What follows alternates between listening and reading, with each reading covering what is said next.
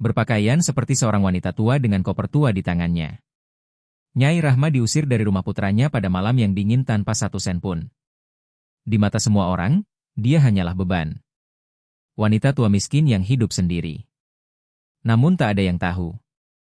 Hanya dalam beberapa minggu dia akan mengungkap rahasia besar yang bisa membuat keluarga itu kehilangan tempat tinggal. 20 tahun lamanya rahasia ini tersembunyi. Menurutmu, haruskah seorang ibu memaafkan atau diam dan pergi? Tulis pendapatmu di kolom komentar. Kisah ini hanya bisa kamu dengarkan di kanal Cerita Nyata. Jangan lupa berlangganan agar tidak ketinggalan video baru. Di tengah hamparan sawah gandum yang luas dan perbukitan hijau di daerah sekitar Cianjur, berdiri sebuah rumah kecil dengan atap genteng merah yang lapuk dimakan waktu. Di sanalah tinggal seorang perempuan sendirian bernama Nyai Rahma. Warga desa Serang memanggilnya dengan hormat namun berjarak. Bu Rahma.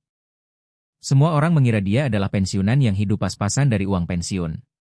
Sesekali orang melihatnya di pasar tradisional desa membeli beberapa ikat sayuran, beberapa kilo beras, atau sekota ikan asin, lalu kembali ke rumahnya dalam diam. Seolah tak pernah ada. Dia tak pernah ikut arisan. Tak datang ke hajatan, tak menjalin relasi dengan tetangga, bahkan tak ada kerabat yang datang mengunjungi. Anak-anak desa suka berspekulasi. Ada yang bilang dia mantan guru, ada juga yang bilang dia pensiunan perawat. Beberapa ibu-ibu kadang bergosip di warung kopi desa. Katanya Bu Rahma dulu cantik banget. Nikah sama orang kaya di Jakarta. Entah kenapa balik ke sini sendirian. Tapi tak seorang pun tahu kebenarannya. Karena Nyai Rahma tak pernah bicara tentang masa lalunya. Setiap sore ia duduk di beranda mungi rumahnya, menyesap teh hijau buatannya sambil menatap dedaunan yang menari di tiup angin. Sebagian orang bilang dia tertutup, tapi bagi Nyai Rahma, itu adalah keheningan yang dibutuhkan setelah badai panjang dalam hidupnya. 20 tahun lalu, Nyai Rahma bukanlah wanita tua berbusana coklat lusuh seperti sekarang. Saat itu ia adalah istri dari Hamzah Rahardian, pengusaha properti sukses sekaligus pendiri kerajaan real estate yang bermarkas di Kemang, Jakarta Selatan. Mereka tinggal di villa mewah yang tak pernah tidur. Diterangi lampu kota dan truk klakson yang tiada henti. Mereka memiliki seorang putra, Fahri Rahardian, anak cerdas dan sopan, kebanggaan keluarga. Hidup Nyai Rahma adalah impian bagi banyak wanita. Suami sukses, anak berprestasi, kekayaan melimpah, makan malam mewah, liburan ke Eropa, dan pertemuan sosial kalangan elit. Sampai pada 1 Oktober, suaminya dan putranya terbang dalam perjalanan bisnis dari Bandara Soekarno-Hatta dan pesawat mereka jatuh ke laut hanya beberapa jam setelah lepas landas. Tak ada yang selamat. Telepon dini hari itu menghancurkan seluruh hidupnya. Dalam hitungan hari, villa mega itu berubah menjadi makam dingin dan sunyi. Tak ada lagi tawa, tak ada lagi Fahri yang manja, tak ada lagi siluet Hamzah di jendela membaca koran. Nyai Rahma hanya bayangan dirinya sendiri. Pelayat datang, doa-doa dibacakan, tapi waktu berlalu dan semua kembali ke hidup masing-masing. Kecuali dia. Kesedihannya bukan tangisan, tapi kehampaan yang tak pernah berujung. Dia tidak menjual aset, tidak membagi saham, hanya menyerahkan perusahaan pada tim terpercaya yang dulu bekerja bersama mendiang suaminya. Ratusan miliar rupiah, tanah, properti, rekening bank, semua ia alihkan ke sebuah yayasan amanah keluarga Rahma atas namanya sendiri. Dokumen lengkap, sah secara hukum, tapi dia tidak menyentuh sepacer pun uang itu. Itu seperti Nazar diamnya tanpa menoleh ke belakang. Dia meninggalkan Jakarta dan pindah ke desa terpencil yang tak mengenalnya. Dengan nama baru dan identitas baru, Nyai Rahma membeli sebidang tanah kecil dan membangun rumah sederhana di sana. Ia menjahit sendiri pakaiannya, memakai ponsel jadul model tombol. Tak ada yang menelepon, tak ada yang tahu nomornya. Hanya sebuah catatan harian kecil yang selalu dia bawa. Berisi kenangan bersama Hamzah dan Fahri serta surat terakhir putranya yang belum pernah ia berani buka. Di dalam catatan harian itu tersimpan beberapa kenangan tentang Hamzah Rahardian dan Fahri Rahardian serta surat terakhir dari sang putra yang dikirim sebelum naik pesawat. Surat yang hingga kini belum pernah ia buka karena tak sanggup. Waktu pun berlalu. Saat musim panen tiba, Nyai Rahma mengayuh sepeda tua ke pasar setiap pagi. Saat musim hujan datang, ia menyiram kebun sayurnya dengan jas hujan yang melekat di tubuh. Di malam hari, ia duduk dalam hening ditemani suara kodok dari kejauhan. Dia bukan lagi istri pengusaha sukses dari Kemang, bukan lagi nyonya rumah villa mewah di Jakarta, tapi seorang perempuan yang memilih damai setelah badai. Namun suatu hari masa lalu menyentuhnya kembali seperti benang tak kasat mata yang tiba-tiba menariknya kembali. Hari itu, angin timur membawa hujan deras ke seluruh penjuru desa Serang. Ketika melewati halaman batu tua Masjid Al-Huda di gerbang desa, Nyai Rahma yang baru saja pulang dari pasar melihat sesuatu. Awalnya ia kira hanya kain lusuh yang terbuang, tapi benda itu bergerak. Ia menghentikan sepedanya. Hujan masih menghantam tanpa ampun. Ia mendekat dan berlutut. Di sana tergeletak seorang anak laki-laki yang belum genap 5 tahun. Tubuh kecil itu membiru kedinginan, basah kuyup, rambutnya menempel di dahi, bibirnya membiru, matanya terbuka setengah, tapi ada cahaya harapan kecil yang tetap menyala. Harapan untuk hidup. Allahu, bisik Nyai Rahma. Ia melepas jas hujannya, membungkus tubuh kecil itu, dan memeluknya erat. Ia segera mengayuh sepedanya menuju puskesmas, memegang erat anak itu di dadanya sambil terus berdoa dalam hati. Ya Allah, selamatkan dia. Ia tidak punya waktu untuk memikirkan kenapa anak itu ada di sana atau siapa yang meninggalkannya. Yang ia tahu hanya satu hal. Jika ia terlambat, anak ini tidak akan selamat. Setibanya di puskesmas, tim medis segera bertindak. Anak itu diberi infus, tubuhnya dihangatkan, dan seluruh usaha dilakukan agar ia tetap hidup. Nyai Rahma duduk di lorong rumah sakit. Rambut dan bajunya masih meneteskan air hujan, tapi ia tak peduli. Tak ada rasa takut atau penasaran dalam dirinya. Hanya satu hal, rasa cemas dalam diam. Seolah ia akan kehilangan sesuatu yang sangat berharga. Padahal baru saja menemukannya.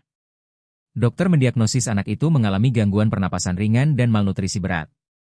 Ketika dibawa ke ruang perawatan, anak itu tidak menangis, tidak berbicara. Ia hanya menatap Nyai Rahma, tidak melepaskan pandangannya sedetik pun. Hari-hari berlalu, tapi tak ada satupun keluarga yang mencarinya. Tak ada laporan anak hilang. Tak satupun informasi mengenai identitasnya ditemukan.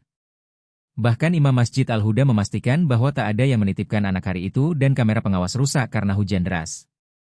Anak itu pun menjadi seorang anak tanpa nama. Anak yang tidak dicari siapapun, tidak dimiliki siapapun, kecuali oleh takdir yang mempertemukannya dengan Nyai Rahma. Nyai Rahma melakukan sesuatu yang tidak pernah diduga siapapun. Ia mengurus semua dokumen resmi untuk mengadopsi anak itu. Ia menanggung seluruh tanggung jawab, melampirkan bukti kondisi keuangannya, menandatangani semua berkas, dan menyelesaikan prosesnya tanpa pamer, tanpa suara. Ketika petugas di Polsek Desa Serang bertanya kenapa ia melakukannya, ia hanya tersenyum. Saya tak tega meninggalkannya di sana, katanya pelan. Ia memberi anak itu nama baru, Irfan Pratama. Nama yang melambangkan awal yang bersih dan kehidupan yang terhormat. Sejak hari itu, rumah kecil Nyai Rahma tak lagi sunyi seperti dulu. Setiap pagi, suara langkah kecil di lantai kayu terdengar menggema. Batu kecil di bawah angin sore. Dan kadang malam hari terdengar tawa lembut dalam dongeng yang diceritakan dengan suara hangat. Irfan Pratama bukan anak yang banyak bicara, tapi perlahan-lahan rasa takut dan canggung di matanya memudar, digantikan oleh rasa percaya dan cinta. Tanpa perlu diajarkan, ia secara naluriah memeluk Nyai Rahma. Ia adalah dunia bagi anak itu. Setiap makan, setiap tidur malam, Nyai Rahma memikirkannya. Setiap pagi ia mengantar Irfan ke TK, lalu ke SD, lalu SMP dengan sepeda tua kesayangannya. Di setiap tahun ajaran baru, ia menjahit ulang tas sekolah buatan tangannya, memperbaiki seragam yang mulai sempit, dan tidak pernah lupa menyiapkan bekal. Satu kotak kecil berisi nasi uduk, telur balado, dan beberapa iris timun. Irfan tak pernah melihat Nyai Rahma menangis, apalagi mendengar suara keras darinya. Tapi setiap kali ia sakit, ia tahu ibunya duduk di samping tempat tidur sampai pagi. Bahkan bertahun-tahun kemudian pun, Irfan tak akan tahu bahwa di lemari kayu tua itu tersimpan dokumen-dokumen rekening-rekening Bank Mandiri milik Nyai Rahma dengan saldo besar yang tak pernah disentuhnya. Ia bisa saja menyekolahkan Irfan di sekolah mahal, tapi ia memilih membesarkannya di dalam rumah sederhana yang hangat, penuh cinta tanpa syarat. Dari luar, Nyai Rahma masih terlihat seperti perempuan tua miskin. Tapi bagi Irfan, dia adalah segalanya. Suatu hari, guru sekolah memanggil Irfan Pratama ke panggung sebagai murid paling berprestasi di kecamatan. Begitu menerima penghargaan, ia turun berlari dan memeluk Nyai Rahma yang berdiri di pinggir halaman. Di tangannya ada seikat kecil bunga melati. Ia berbisik dengan mata berkaca. "Bu, kalau aku berhasil itu karena ibu. Ibu itu ibuku, kan?" Saat itu, Nyai Rahma terdiam lalu memeluk Irfan erat. Sudah lama ia tak melihat anak itu sebagai anak yang tak punya siapa-siapa. Ia bukan darah dagingnya, tapi jelas bagian dari jiwanya. Irfan tumbuh menjadi remaja sehat, sopan, dan rajin. Ia tak pernah bertanya tentang keluarga kandungnya. Mungkin memang tak ingin tahu karena Nyai Rahma sudah cukup, tak ada yang lebih penting. Begitulah akhirnya dua jiwa yang pernah terluka. Yang satu kehilangan anak, yang satu kehilangan ibu, saling menemukan dan menguatkan. Seolah waktu tak pernah melukai mereka karena cinta yang diam dan tak tergoyahkan perlahan-lahan menyembuhkan segalanya. Irfan tumbuh besar di rumah tua yang ditiup angin. Di bawah bayang-bayang genteng merah tua dan wangi bunga melati setiap malam. Anak kecil yang dulu ditinggalkan di tengah hujan kini telah menjadi pemuda cerdas dan penuh kasih. Irfan Pratama selalu memanggilnya ibu dengan syukur dan cinta tulus. Karena bagi Irfan, Nyai Rahma adalah mukjizat yang dikirim Tuhan dalam kegelapan. Dan bagi Nyai Rahma, Irfan adalah hadiah tak terduga yang membuka kembali semua pintu yang dulu ia kira telah terkunci. Tak seorang pun di desa tahu bahwa perempuan tua penjual biji-biji goreng di pasar pagi itu dulu adalah istri seorang pengusaha ternama, pemilik villa mewah di pusat Jakarta dan pewaris kekayaan bernilai miliaran rupiah. Di mata mereka, Nyai Rahma hanyalah wanita tua pekerja keras yang menerima pekerjaan apapun. Mereka sering melihatnya berjalan membawa keranjang pasar tua di pundaknya. Tak pernah membayangkan bahwa di balik rumah kecil usangnya tersembunyi berkas legal dan rekening bank dengan kekayaan yang tak pernah ia sentuh selama bertahun-tahun. Karena bagi Nyai Rahma yang berharga bukanlah uang, melainkan ketenangan dan cinta yang tulus. Saat Irfan Pratama masuk kelas 12 di SMA, Nyai Rahma mulai bekerja lebih keras dari sebelumnya. Pagi-pagi ia menjual biji-biji goreng di pasar desa. Malamnya menjahit dan menerima pesanan rumah tangga kecil. Setiap rupiah yang ia peroleh disimpan dalam amplop-amplop berbeda. Satu untuk uang saku sekolah, satu lagi untuk perlengkapan alat tulis, yang lain untuk uang lebaran. Tak seorang pun di desa Serang tahu bahwa sebenarnya dia memiliki rekening bank mandiri dengan jumlah yang sangat besar. Yang mereka lihat hanyalah seorang perempuan tua bungkuk yang bekerja dari fajar hingga larut malam. Bahkan sering melewatkan sarapan hanya agar bisa menabung demi Irfan. Dan akhirnya hari besar itu pun tiba. Irfan Pratama diterima di Universitas Gadjah Mada Fakultas Kedokteran. Dengan surat penerimaan di tangannya, ia berlari pulang. Nyai Rahma diam-diam keluar ke halaman belakang, duduk di tepi sumur batu tua dan menangis. Bukan karena kesulitan uang, tapi karena rasa bangga dan bahagia yang tak bisa diungkapkan kata-kata. Ia menyiapkan koper, beberapa baju yang terlipat rapi, toples-toples berisi acar buatan rumah, satu toples kecil berisi dodol jagung, dan sebuah sutraju tangan yang dibuatnya sendiri. Saat Irfan ditempatkan di asrama di halaman kampus, ia memeluk ibunya erat. Punggungnya masih basah oleh keringat siang itu. Aroma matahari dan pelelu bercampur dengan kasih sayang yang abadi. Masa kuliah telah dimulai. Meski jarak memisahkan mereka, Irfan selalu menelepon setiap malam. Kadang bercerita tentang kuliah, kadang tentang teman-temannya. Ia juga mengirim foto piagam prestasi. Tapi karena Nyai Rahma tak bisa menggunakan smartphone, ia selalu meminta bantuan guru TK di ujung jalan. Tolong coba lihatkan hari ini Irfan nulis apa. Ia tak pernah bilang pada siapa-siapa, tapi ia menyimpan semua nilai ujian, berita beasiswa, bahkan foto makan siang Irfan di benaknya. Untuk bisa membiayai semua kebutuhan anaknya, ia bekerja lebih keras. Membayar kos, membeli buku, alat tulis, ongkos transportasi. Di malam-malam musim hujan yang dingin, ia menjahit di bawah cahaya lilin yang bergetar dan kadang tertidur di depan mesin jahit karena terlalu lelah. Tapi setiap kali ponsel berbunyi dan muncul tulisan, Irfan menelepon. Ia langsung menyeka wajah, tersenyum dan mengangkatnya. "Nak, kamu sudah makan? Kedinginan nggak? Uangmu cukup." Nyai Rahma tak pernah menyentuh kekayaannya. Bukan karena keras kepala, tapi karena keyakinan. Ia percaya bahwa seorang anak harus belajar hidup dari usahanya sendiri. Sejak kecil ia menanamkan satu prinsip. Jika seseorang memberimu sebutir nasi, terimalah dengan syukur. Dan kalau suatu hari hidup memberimu kesempatan, balaslah kebaikan itu 2 kali lipat. Irfan Pratama menghafal petua ini dan menjadikannya panduan hidup. Meski begitu, kadang ia tak bisa menahan pikirannya. Mengapa ibunya harus hidup seberat ini? Mengapa tak membeli baju baru?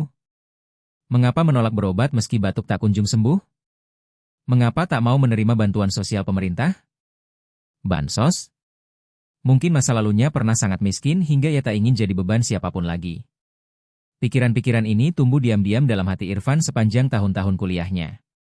Ia pun berjanji dalam hati, saat aku lulus dan mulai bekerja, aku akan membalas semua. Akan kuberikan kehidupan nyaman untuk ibuku. Akan kuobati semua sakitnya. Akan kubangun rumah baru yang layak menggantikan rumah tua itu. Namun hidup tak semudah janji. Takdir jarang mematuhi rencana. Di tahun terakhir kuliah, seorang gadis masuk ke kehidupan Irfan. Gadis yang lembut, cerdas, cantik, dan penuh inisiatif. Ia akan menjadi istrinya di masa depan. Tapi Nyai Rahma belum tahu dan tak akan pernah menyangka bahwa sejak saat itu arah hidup anaknya akan berubah. Ke arah yang bahkan cinta seorang ibu pun tak bisa mencegah. Suatu hari, Irfan Pratama pulang dengan wajah penuh semangat. Ia memeluk ibunya dan berkata, "Bu, aku akan menikah." Nyai Rahma beberapa detik terdiam di tempatnya lalu dengan senyum tipis di wajahnya ia menjawab, "Jadi kamu bahagia." Namun di dalam hatinya, gelombang perasaan yang sulit dijelaskan mulai naik. Setengah bahagia, setengah cemas. Nama gadis yang disukai Irfan Pratama adalah Sari Dewi. Seorang perempuan kota sejati, anggun, cerdas, lulusan Fakultas Ekonomi dan bekerja di sebuah perusahaan asing. Langkahnya penuh percaya diri, bicaranya tertata sempurna. Sari Dewi tidak menyerupai Nyai Rahma juga tidak seperti perempuan lain yang pernah ia kenal seumur hidupnya. Bahkan sejak pertama bertemu, Nyai Rahma sudah merasakan ada jarak yang tak kasat mata. Namun dalam antara mereka bukan soal usia, melainkan perbedaan pandangan hidup, nilai-nilai. Pernikahan pun diatur dengan sangat cepat dan dilangsungkan di hotel mewah di pusat Jakarta. Nyai Rahma duduk di barisan paling belakang dengan mengenakan gaun sederhana yang ia jahit sendiri. Di tangannya ada seikat-seikat bunga padi, senyum tipis di wajahnya. Tapi siapapun yang memperhatikan dengan saksama akan melihat duka diam dalam sorot matanya. Sepanjang malam, Sari Dewi hanya menyapanya sekilas. "Halo." Lalu segera kembali ke kerumunan teman dan keluarganya.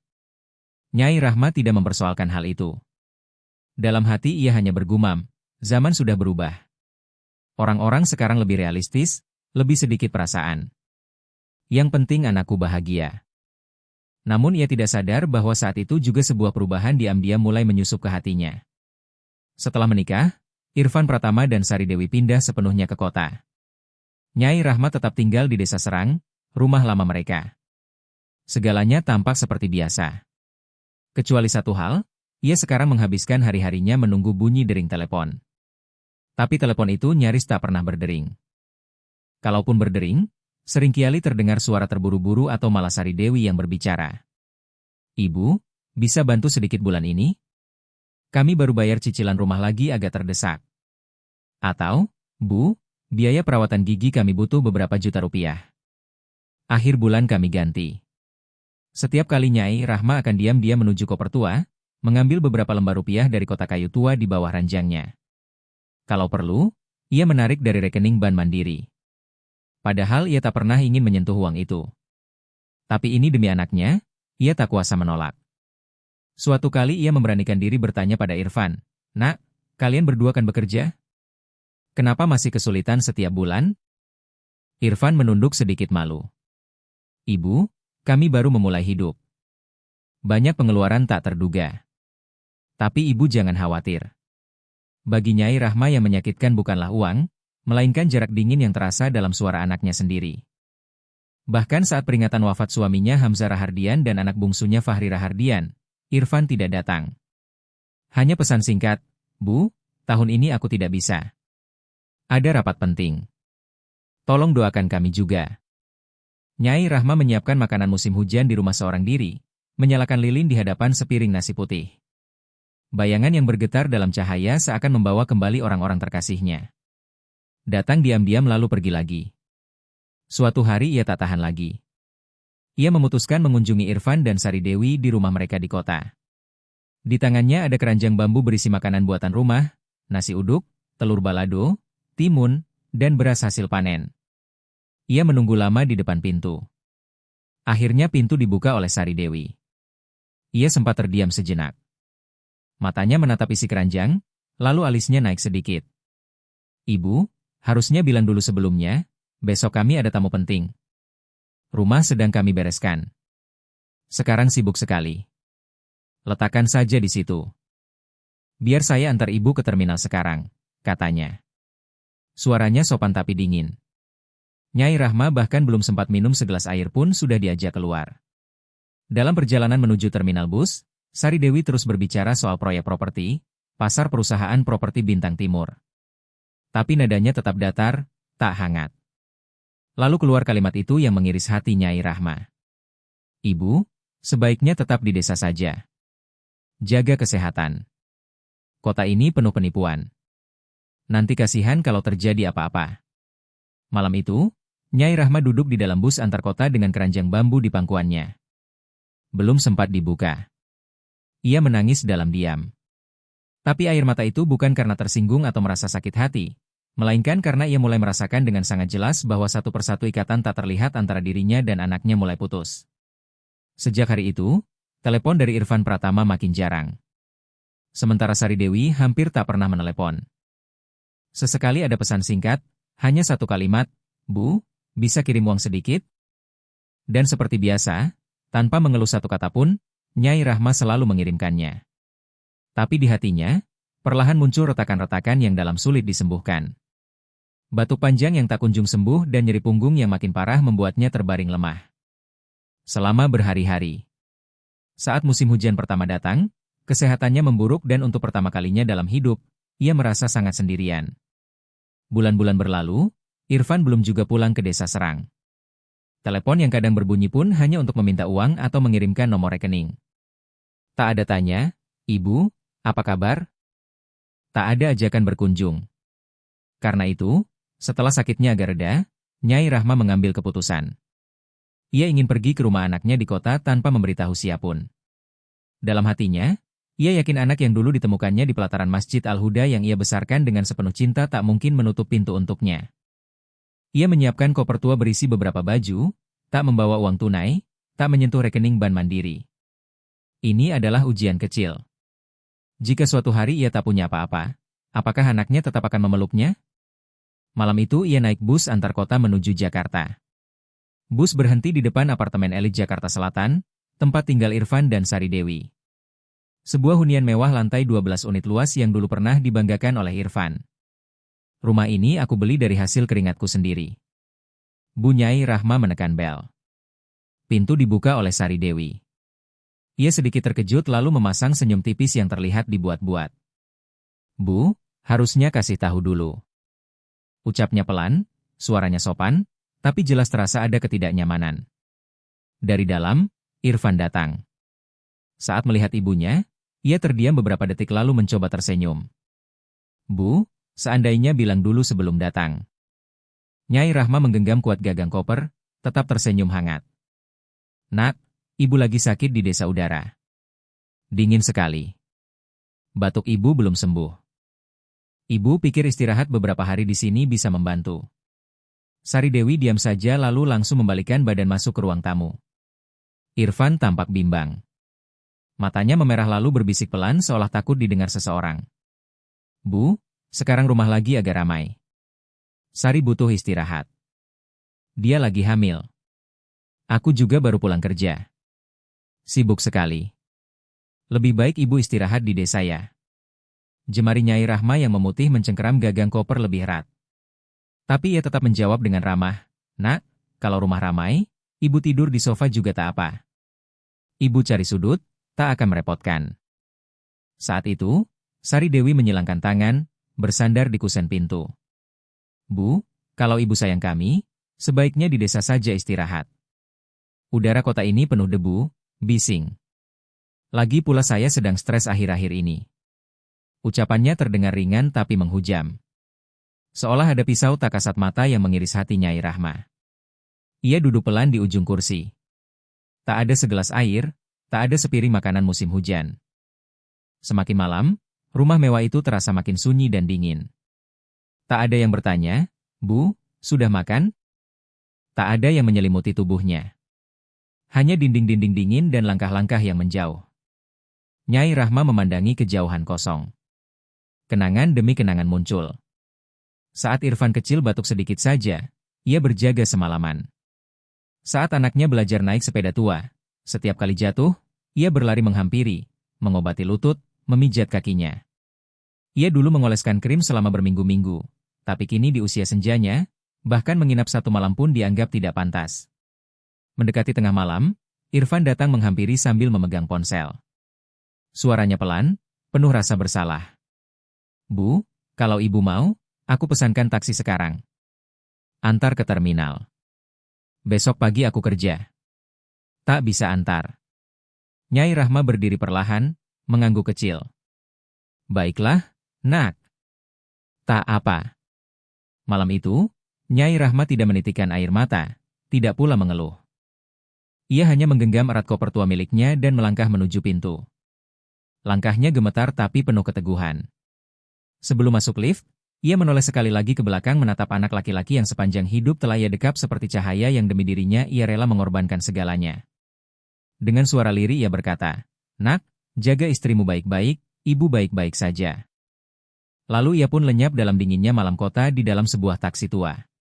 Di sakunya tak ada uang sepeser pun, tapi masalahnya bukan pada kemiskinan. Nyai Rahma telah meninggalkan segalanya, bahkan rasa percaya yang terakhir tersisa. Ia memutuskan ini adalah sebuah ujian. Jika suatu hari ia tak lagi punya apun, apakah anaknya masih menganggapnya berharga? Tapi malam itu ia menerima jawabannya dan itu sangat menyakitkan. Ia tidak langsung pulang ke desa Serang. Kepada sopir taksi, ia meminta diantar ke sebuah los di Jalan Melati. Penginapan murah di pinggir kota, tempat yang dulu pernah ia singgahi ketika mengantar Irfan Pratama ikut ujian masuk universitas. Di kamar kecil yang lembab, dengan ventilator tua berderit di langit-langit, ia duduk menyepi di sudut. Tapi bagi Nyai Rahma, tempat itu sudah lebih dari cukup. Sebuah sudut sederhana untuk mengumpulkan kembali hati yang remuk. Esok paginya ia membeli koran pagi dan beberapa cemilan dari warung Pak Burhan di dekat situ. Lalu kembali ke losmen. Ia membuka ponsel. Mungkin barangkali ada pesan dari Irfan, tapi tidak ada satupun. Hanya sebuah pesan pendek dari seorang kenalan lama, mantan pekerja di apartemen elit Jakarta Selatan tempat Irfan dan Sari Dewi tinggal. Pesan itu berbunyi, "Enam dan Mbak, kemarin aku dengar mereka ngobrol. Katanya Mbak bikin malu, datang minta bantuan. Dibilang sudah tua, miskin tapi masih saja nyusahin. Sakit hati aku dengarnya. Entah Mbak sudah tahu atau belum." Nyai Rahma membaca pesan itu berulang kali. Matanya memerah. Ia sudah pernah kehilangan suami Hamzah Rahardian, juga anak bungsunya Fahri Rahardian. Tapi tak ada luka yang lebih tajam dari kata-kata itu. Anak yang ia besarkan kini membicarakannya seperti beban. Tapi Nyai Rahma tidak marah. Yang ada hanya sesak yang dalam dan diam. Dulu ia menjahit siang malam, menggigil di pasar demi sesuap nasi. Semua penghasilannya ia curahkan demi masa depan seorang anak. Dan kini ia hanya dibalas dengan dua kata, beban hidup.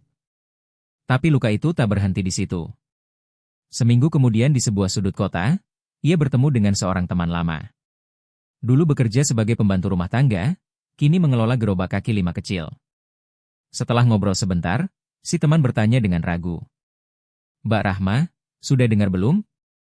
Rumah di desa itu? Katanya mau dijual sama Eci dan Irfan. Dibilangnya rumah itu dibangun atas bantuan mereka dan mereka minta surat dari kelurahan. Katanya ibunya sudah tua, gak sanggup urus rumah lagi." Nyai Rahma terdiam. Lidahnya keluh. Rumah itu tiap bata, tiap jendela dibangun dengan keringatnya sendiri. Ya, memang surat tanahnya atas nama Irfan, tapi tak sepeser pun berasal dari uang mereka. Dan sekarang mereka menjualnya diam-diam tanpa sepatah kata pun. Malam itu ia kembali ke kamar losman. Ia menyalakan lampu kecil, duduk di tepi jendela. Cahaya redup dari lampu jalan menyinari wajahnya. Tak ada amarah, tak ada ratapan, hanya satu hal, tekad yang tajam. Dengan senyum tipis, ia bergumam, sudah cukup. Selama 20 tahun, Nyai Rahma menyembunyikan jati dirinya. Tapi kini ia telah memutuskan pada mereka yang menyebutnya beban dan masalah, ia akan tunjukkan siapa dirinya. Ia mengambil HP tua bergagang besar, membuka kontak lama. Ada satu nama, Pak Kusnandar, mantan sekretaris pribadi mendiang suaminya Hamzah Rahardian, seorang yang setia dan tak pernah berubah. Saat telepon diangkat, terdengar suara hangat di seberang. Bu Rahma mendengar suara ibu sungguh sebuah anugerah. Nyai Rahma tersenyum, tapi nada suaranya tegas. Saya perlu bantuan kecil, Pak Kusnandar. Saya butuh apartemen kecil di kota. Tenang dan tidak mencolok. Saya sedang merancang sebuah rencana. Hening sejenak, lalu suara rendah dan pelan menjawab, apakah? Apakah ibu akhirnya akan mengungkap jati diri ibu yang sebenarnya? Nyai Rahma menatap keluar jendela dengan tatapan lelah namun tajam. Dengan suara rendah tapi tegas, ia berkata, saya tidak ingin menyakiti siapapun, tapi saya juga tidak akan diam saat Nurani dibuang begitu saja seperti sampah. Beberapa hari kemudian, ia pindah ke sebuah unit apartemen kecil dan rapi di lingkungan tenang di pinggiran Jakarta. Tempat itu sunyi, teratur, dan tidak ada satupun yang mengenalnya. Ia menciptakan ruang aman bagi dirinya sendiri. Ia juga mempekerjakan seorang pembantu, Pak Joko, mantan anggota tim keamanan almarhum suaminya yang kini menjadi sopir dan asisten pribadinya. Sesuai perintah Nyai Rahma, Pak Joko mulai menelusuri status tanah dan dokumen rumah tua di Desa Serang dan diam-diam menghubungi pengacara Farid Nugroho, pengacara terpercaya yang dulu menangani seluruh aset dan investasi mendiang suaminya Hamzah Rahardian. Suatu pagi sambil menyeruput teh melati di balkon sempit apartemennya, Nyai Rahma memeriksa tumpukan dokumen di depannya. Tatapannya mengeras. Semua luka masa lalu telah berubah menjadi keteguhan. Bukan untuk balas dendam, tapi untuk memberi pelajaran. Sebelum melangkah, ia meneliti semua harta, properti, emas, rekening bank, saham, kekayaan besar yang selama 20 tahun ia biarkan diam tak tersentuh. Dulu ia simpan untuk Irfan Pratama, tapi kini ia sadar kasih sayang tak bisa diberikan selamanya jika tak pernah dihargai. Dan siapapun yang melupakan bakti, hidup akan mengajarkannya harga sesungguhnya. Dalam seminggu, pengacara Farid memastikan semua aset kecuali rumah desa masih atas nama Nyai Rahma. Rumah desa pernah ia serahkan atas nama anaknya hanya demi kemudahan. Sekarang saatnya memperbaiki kesalahan itu. Rumah itu akan saya ambil kembali, katanya dengan suara tegas. Semua dilakukan secara sah tanpa konfrontasi. Pengacara Farid mengangguk kagum. Apapun perintah ibu akan saya urus dengan bersih. Dalam waktu sebulan, seluruh aset dialihkan ke nama hukum Miratih Dian Rahayu. Identitas rahasia yang dulu ia gunakan untuk urusan finansial. Kini secara resmi Ratih Dian Rahayu adalah seorang pengusaha mandiri dengan kekayaan lebih dari miliar. Tak ada yang tahu, tidak Irfan, tidak Sari Dewi, bahwa wanita tua yang terlihat sederhana itu adalah salah satu orang terkaya di kota. Nyai Rahma membeli sebuah villa mandiri dengan kolam ikan pribadi dan taman luas di sebuah kawasan elit di pinggiran kota. Tenang dan terjaga. Semua dibayar tunai. Para agen properti terkesima melihat wanita tua anggun turun dari mobil lekustan mewah. Ia pindah hanya dengan Pak Joko dan pembantu barunya Burini yang dipilih khusus dari perusahaan jasa kebersihan terpercaya. Tidak ada yang tahu siapa dia sebenarnya. Semua mengira ia adalah seorang janda tanpa anak. Pernah tinggal di luar negeri dan kini kembali ke Indonesia untuk hidup damai di usia tua. Ia tidak menerima tamu, tidak suka pamer. Tapi sikapnya yang anggun dan wibawanya membuat semua orang menghormatinya. Semua berjalan tenang. Hingga hari itu, suatu siang, ia pergi ke kantor properti Basa Emas bersama Burini untuk membeli beberapa unit apartemen sebagai investasi. Kalau ibu mau, saya panggilkan petugas untuk jelaskan detailnya, ujar Burini. Beberapa menit kemudian dari balik lobi muncul seorang wanita muda berpakaian rapi dan langkah penuh percaya diri dengan sepatu hak tinggi. Meski riasan wajahnya rapi dan profesional, Nyai Rahma langsung mengenalinya. Sari Dewi. Sari Dewi sempat terdiam sejenak. Matanya membesar, wajahnya seketika pucat pasi, tetapi dengan profesionalisme yang ia bangun selama bertahun-tahun di dunia kerja, ia segera memulihkan diri, mengenakan senyum palsu, dan melangkah mendekat. Selamat datang. Saya Sari Dewi, konsultan proyek. Ada yang bisa saya bantu? Nyai Rahma tidak tergesa-gesa. Ia melepas kacamata hitamnya dengan perlahan dan meletakkannya di atas meja, menatap langsung ke mata Sari Dewi. Suaranya tak mengandung amarah maupun kelembutan. Hanya kesejukan sedingin es. Apakah kita saling kenal? Sari Dewi sedikit panik mengalihkan pandangan. Saya tidak yakin mungkin. Nyai Rahma menambahkan dengan tenang, saya adalah perempuan yang kau tolak tengah malam di depan pintumu dengan membawa koper. Sari Dewi kehilangan napas. Wajahnya semakin pucat, menggenggam dokumen di tangannya erat-erat. Jarinya gemetar. Moema, maksud saya? Nyai Rahma memotong. Ini perusahaan properti. Di sini yang berbicara adalah nilai, bukan kata-kata kosong. Sebenarnya tidak perlu berkata apapun. Karena hanya dengan Nyai Rahma turun dari mobil mewah itu dan duduk di meja pelanggan eksklusif dengan mantel rajut elegan miliknya. Harga diri palsu Sari Dewi langsung hancur berantakan. Sari Dewi mundur dari meja konsultan dan seorang staf muda datang menggantikan posisinya untuk menangani proses selanjutnya. Tapi ini baru permulaan. Sejak hari itu, Sari Dewi tidak bisa tidur nyenyak. Ia mulai diam-diam bertanya kepada orang-orang di sekitar proyek tentang siapa sebenarnya Trenai Dyer itu. Jawaban yang ia dapat selalu sama. Investor besar, orang kaya raya tapi sangat misterius, tak pernah berinteraksi langsung. Semua urusannya hanya lewat pengacaranya. Semua yang ia dengar membuat lututnya lemas. Jika yang ia lihat hari itu benar, berarti perempuan tua yang selama ini ia remehkan ternyata adalah pemilik kekayaan besar. Namun semua ini belum berakhir. Takdir akan mempertemukan mereka lagi dan kali ini di tempat yang benar-benar tak terduga. Pada hari itu, perusahaan properti tempat Sari Dewi bekerja mengadakan peluncuran proyek mewah di salah satu hotel terbesar di Jakarta khusus untuk pelanggan eksklusif. Acara ini hanya untuk undangan dan di pintu masuk terdapat petugas keamanan. Sari Dewi ditugaskan sebagai konsultan utama dalam peluncuran tersebut. Tugasnya adalah menarik investor besar ke proyek tersebut. Saat ia sedang penuh semangat mempresentasikan proyek, pintu besar ruangan terbuka perlahan. Seorang wanita tua masuk dengan mengenakan gaun panjang dari sutra gelap yang memancarkan wibawa. Rambutnya disanggul rapi. Di belakangnya ada seorang asisten pria dan sopir pribadi yang mengikutinya dengan langkah tenang. Penampilannya sederhana, namun langkah dan sikapnya membuat seluruh ruangan terdiam. Petugas keamanan langsung menundukkan kepala dengan hormat. Staf resepsionis buru-buru membuka jalan. Sari Dewi sedang berdiri di tengah ruangan dengan mikrofon di tangan. Ia melihat sekilas dan seketika darahnya seperti menguap. Wanita yang masuk adalah Nyai Rahma atau kini dikenal sebagai Trenai Dyer. Dan saat itu juga Sari Dewi sadar bahwa perempuan di depannya jauh lebih kuat daripada yang ia bayangkan. Secara naluriah ia menurunkan mikrofon. Lalu dengan senyum palsu dan langkah yang dibuat-buat angkuh, ia mendekati Trenai Dyer. "Selamat datang, Ibu," katanya. "Jadi Ibu juga berkenan hadir dalam acara kami hari ini. Apakah Ibu membawa undangan?" Kalimat itu membuat beberapa tamu di meja terdekat menoleh.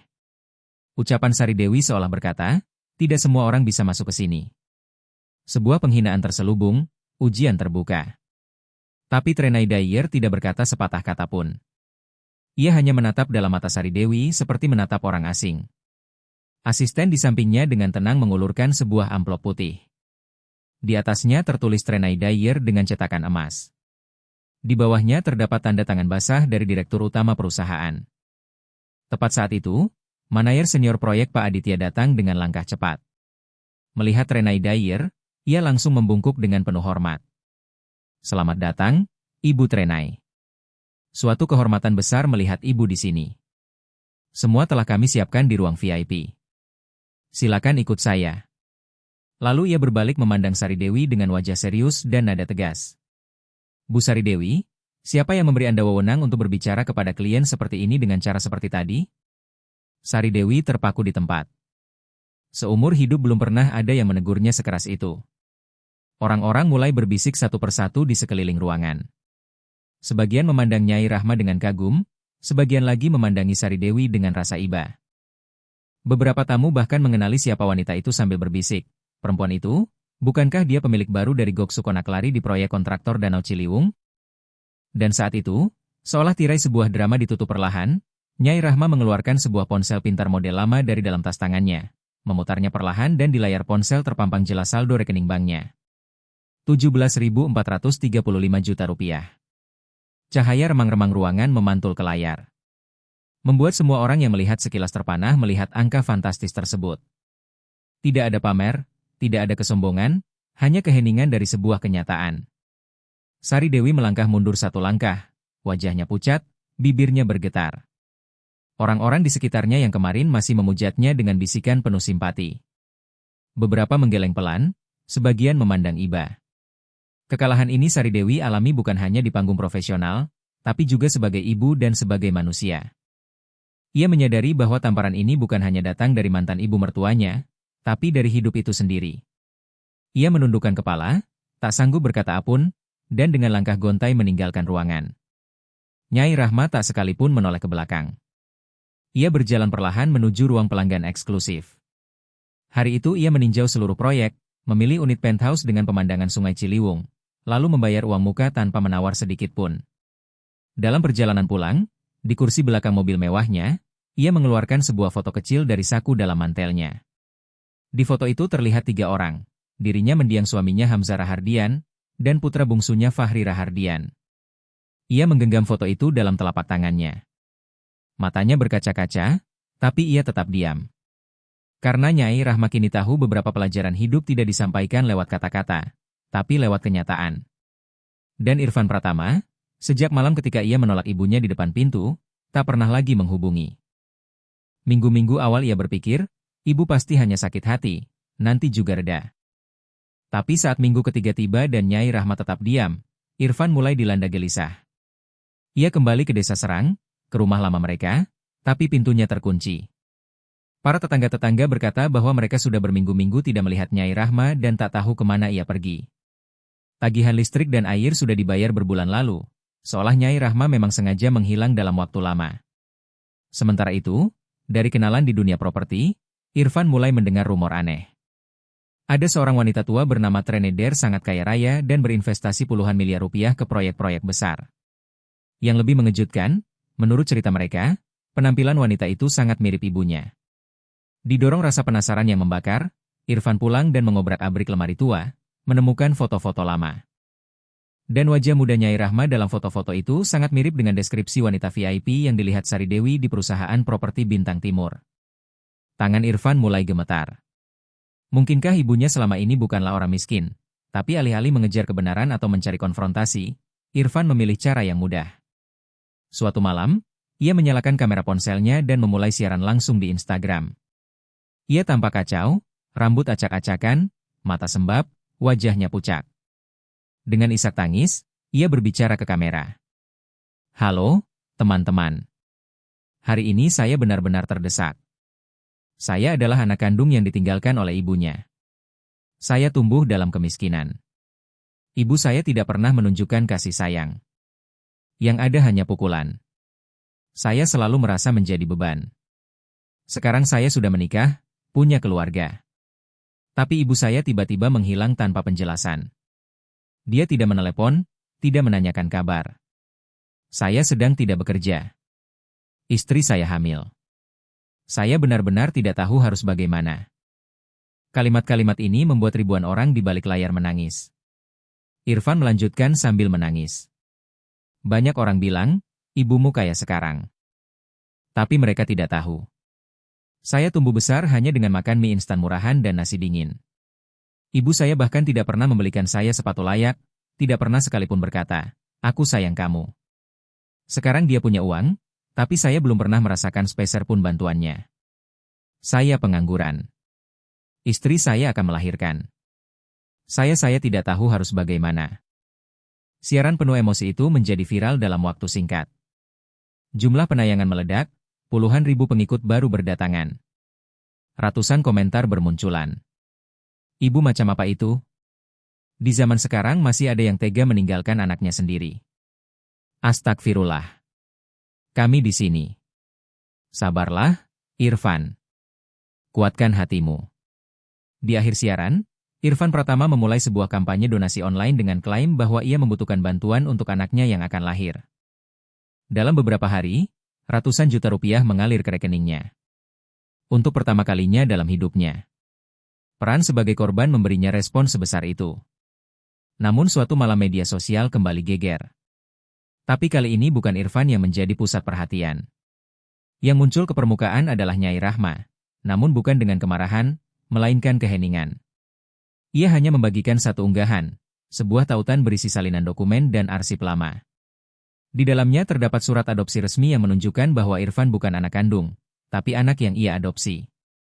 Terdapat juga tagihan rumah sakit saat Irfan berusia 3 tahun dan menderita pneumonia, bukti transfer uang kuliah dari setiap semester selama masa perkuliahan, serta rincian bagaimana seluruh gaji kecilnya selama bertahun-tahun digunakan untuk biaya hidup dan pendidikan anak itu.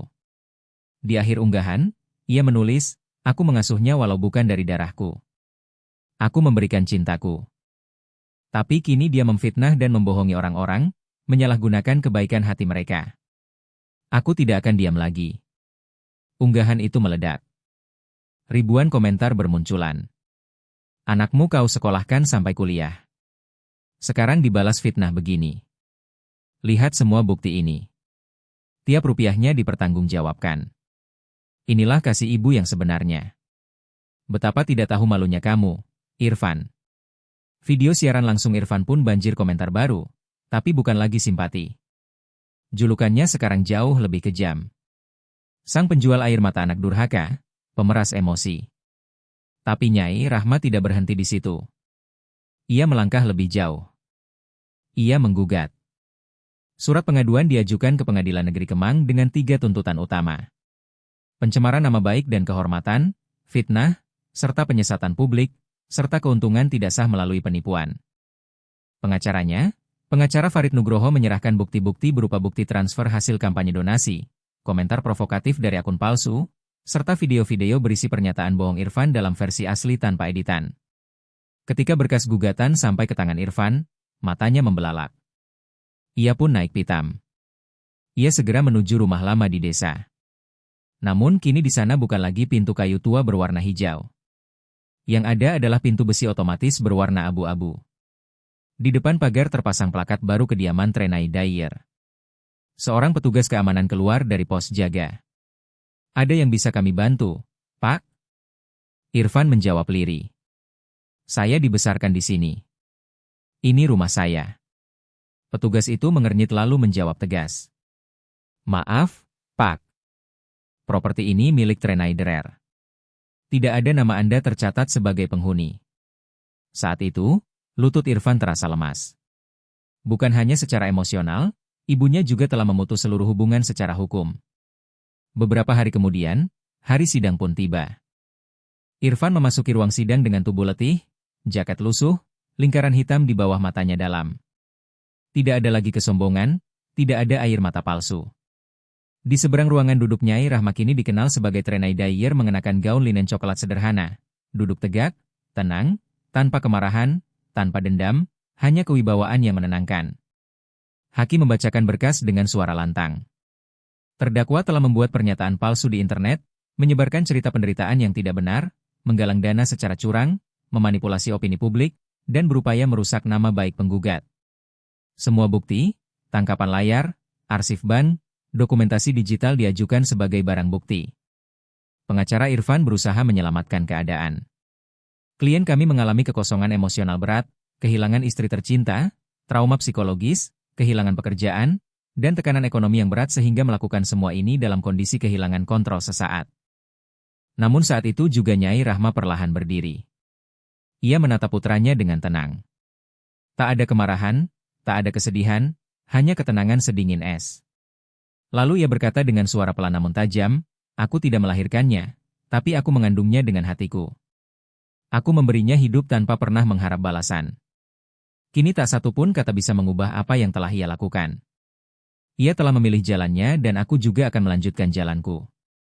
Ruang sidang seketika terdiam. Semua orang merasakan sakitnya cinta seorang ibu yang terputus seketika. Seperti pedang yang memotong udara. Nyai Rahma kembali duduk dengan anggun. Sementara itu, pengacara Farid Nugroho menyampaikan pernyataan terakhir. Klien saya tidak pernah menuntut ucapan terima kasih dari anaknya, tapi setidaknya ia berharap cinta yang diberikannya tak dipakai sebagai alat kebohongan. Tuduhan dari sang anak tidak hanya melukai seorang ibu, tapi juga melukai kepercayaan kita terhadap kemanusiaan. Keputusan hakim diumumkan. Fakri Rahardian, putra angkat dari Nyai Rahma dinyatakan kalah dalam perkara ini. Ia dijatuhi hukuman, membayar ganti rugi kepada ibunya, menanggung seluruh biaya hukum dan pengacara, menutup permanen akun media sosial miliknya, dan dilarang menyebut nama ibunya di ruang publik dalam bentuk apapun. Selain itu, rumah lama di Desa Serang yang coba ia jual telah resmi menjadi milik Nyai Rahma dan Fahri kehilangan semua hak waris. Karena jumlah ganti rugi yang besar, ia masuk daftar hitam perbankan, skor kreditnya hancur dan namanya tercatat sebagai debitur macet nasional. Bahkan istrinya pun tidak sanggup lagi menahan beban ini. Sari Dewi mengajukan gugatan cerai tak lama setelah putusan pengadilan dan meninggalkan Jakarta bersama bayi dalam kandungannya. Ia hanya meninggalkan satu pesan singkat kepada suaminya. Kamu tidak pernah tumbuh. Kamu memilih dikasihani bukan menjadi jujur. Kini tanggunglah akibatnya. Fahri Rahardian yang dulu dikasihani sebagai anak malang kini menjadi simbol pengkhianatan dan ketidaksetiaan. Tak ada satupun perusahaan yang mau menerimanya. Tak satupun sahabat yang menghubunginya. Dan yang paling menyakitkan, ia bahkan tidak lagi punya rumah. Setelah persidangan, Nyai Rahma tak memberikan pernyataan publik. Ia hanya mengirim siaran persingkat. Aku tidak menyimpan dendam kepada anakku, tapi aku juga tidak akan membiarkan kebenaran diputarbalikan. Aku memutus seluruh ikatan. Dalam hidupku, tidak ada tempat bagi mereka yang menjadikan cinta sebagai taruhan. Di akhir bulan Maret, sebuah villa kecil di tepi Danau Cianjur menjadi rumah bagi keheningan dan kebebasan. Setiap pagi, Burini menyeduh kopi di dapur. Sementara sinar matahari masuk dari jendela lebar dan menyentuh lantai kayu. Tak ada lagi ketergesaan. Tak ada rantai tanggung jawab. Nyai Rahma duduk di bawah bayangan pohon tua di halaman. Kadang berjalan menyusuri danau, kadang duduk di beranda menyeruput kopi hangat. Di pojok ruang tamu, ada satu kanvas di atas easel dengan lukisan yang belum selesai. Langit biru, bunga teratai putih, dan sebuah jembatan kayu kecil. Ia mengambil kuas, menambahkan sedikit biru ke langit, lalu berhenti. Karena ia telah mengerti, tidak semua hal harus diselesaikan. Kadang yang dibiarkan menggantung justru lebih bermakna. Dulu ia percaya kebahagiaan ada di meja makan, dalam suara tawa anak-anak, dalam panggilan ibu.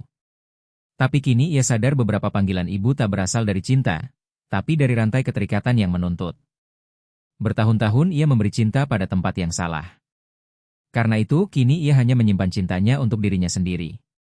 Setiap harinya ia jalani dengan kebebasan. Pagi melukis, siang minum teh, malam membaca buku.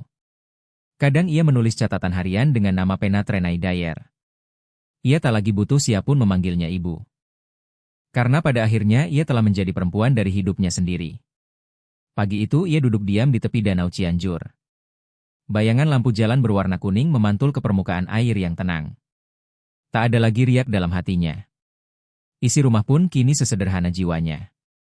Sebuah meja teh kecil dari kayu jati tua, beberapa lampu keramik, rak buku mungil, dan di dinding hanya foto-foto dirinya sendiri di berbagai usia.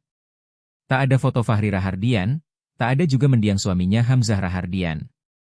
Hanya potret Nyai Rahma saat ia memasak di masa muda, saat tertawa, saat lelah, dan kini saat ia sendirian. Tapi tak lagi merasa sendiri.